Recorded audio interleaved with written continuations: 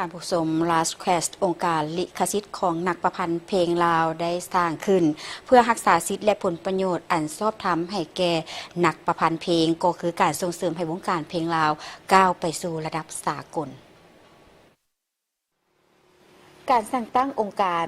Last Cap เป็นองค์การลิขสิทธิ์ของนักประพันธ์เพลงลาวเข้าร่วมมีทานไซบัณฑิตไซญาวงศ์คำดีของหัวหน้ากรมทรัพย์สินทางปัญญาทานคำพันธ์พลทองศรีของประธานสมาคมศิลปินลาวมีบรรดานักศิลปินนักประพันธ์เพลงเข้าร่วมงานดังกล่าวได้จัดขึ้นที่นครหลวงเวียงจันทร์ในวันที่27 มีนาคม 2026ในพิธีได้ผ่านห่างเอกสารเซ็นห่างกฎระเบียบแผนการเคลื่อนไหว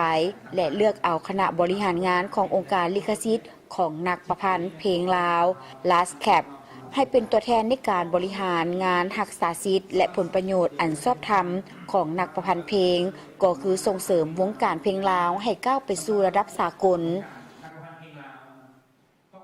เป้าหมายการสร้างตั้งองค์การลิขสิทธิ์ของนักประพันธ์เพลงลาวนี้มันจุดประสงค์มันเพื่อเป็นองค์การต่างหน้าให้กับนักประพันธ์เพลงลาวนักห้อง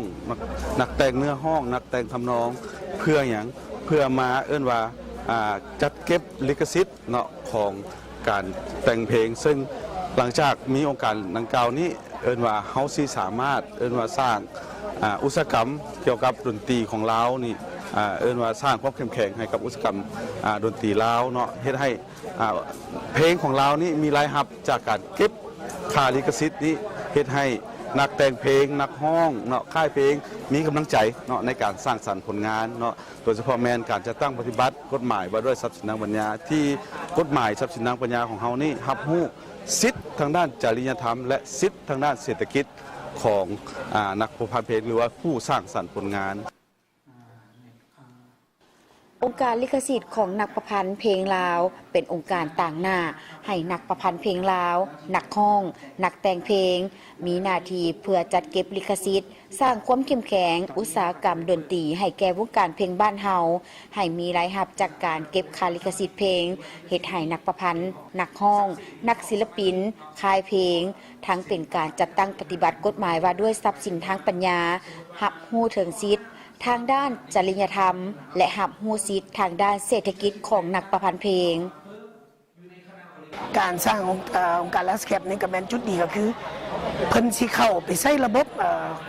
สากลเนาะในการเฮ็ดกฎหมายเกี่ยวกับเรื่องลิขสิทธิ์นี่แหละเกี่ยวกับทรัพย์สินทางปัญญาเนาะร่วมกับกรมทรัพย์สินแดเนาะเพื่อแบ่งเพื่อแล้วก็นอกจากนั้นก็ยังมีซอยในการยุติข้อขัดแย้งต่างๆเนาะผ่านมาประเทศเราบ่เคยมีเนาะเกี่ยวกับเรื่องลิขสิทธิ์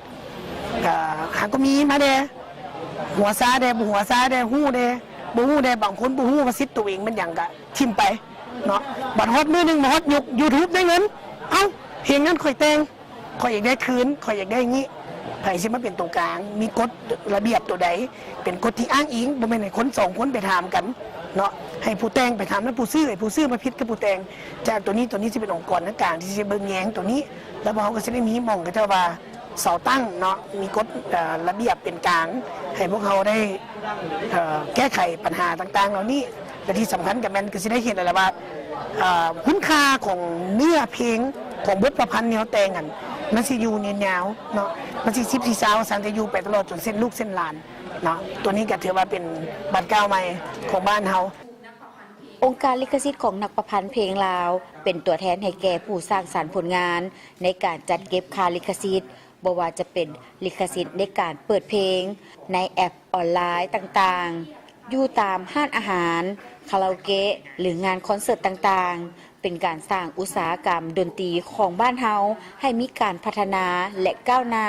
ประกอบส่วนสำคัญเข้าในการสร้างเศรษฐกิจของประเทศลาว